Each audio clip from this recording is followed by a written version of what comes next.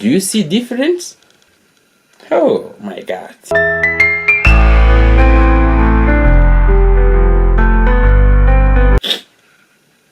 Karagaciyemo.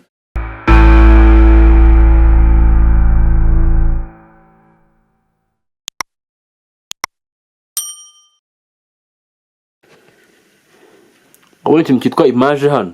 Urabona image ya video hano imeze neza? Narabwiye ngo ngenge kwigisha ku buryo uzajya ukora film mu buryo butandukanye nubwo abandi bantu bose ugeze unabona ku isi. Mbo, first of all, uretse gato nkwereke ngera nkubwiye ngo ngomba kukwigisha ku buryo uzajya ureba ibintu byose ukayibona mu buryo butandukanye. Aka ni agapapuro number 1, sibyo? Gasanzwe.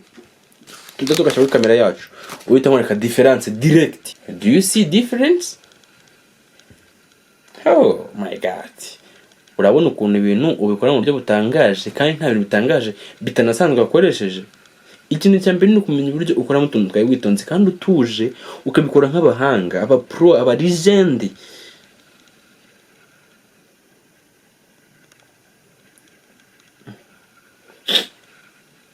Karagaciyemo. Ugakora ibintu neza mu buryo bumeze neza. Reka nongere nkureke difference. Dukureho, sibyo?